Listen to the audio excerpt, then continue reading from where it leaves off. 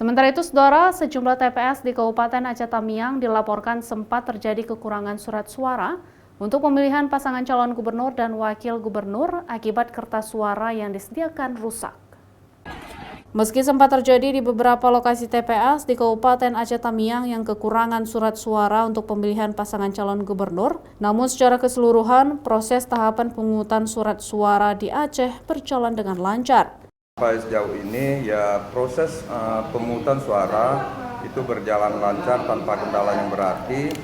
Ya sebagaimana hasil pantauan saya khususnya di Kota Langsa, di mana Langsa dan Aceh Tamiang menjadi korwil ya, koordinator wilayah saya. Dan tadi pagi saya begitu pukul 8 langsung masuk ke bilik suara bersama masyarakat lainnya yang sudah dalam antrian.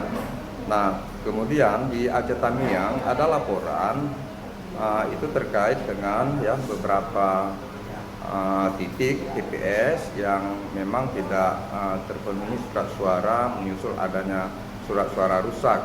Nah, penanganannya adalah yaitu akan diambil ya surat suara di TPS-TPS terdekat gitu.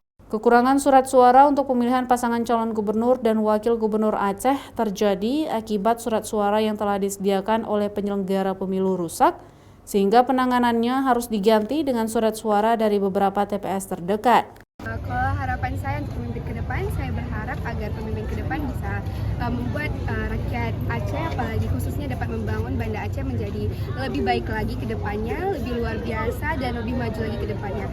Semoga ke depannya kalau pemimpin ini lebih memimpin bangsa kita ini lebih jujur, amanah, dan tidak terjadi lagi korupsi. Animo masyarakat yang datang ke TPS untuk memberikan hak pilihnya untuk pemilihan kepala daerah tingkat kabupaten, kota, dan provinsi sangat tinggi dan juga berjalan dengan aman dan lancar. Partisipasi pemilih di Aceh pada pemilu kada kali ini sangat tinggi. Masyarakat berharap pemimpin Aceh terpilih nantinya dapat memberikan perubahan Aceh yang lebih baik. Raja Umar, Kompas TV, Banda Aceh.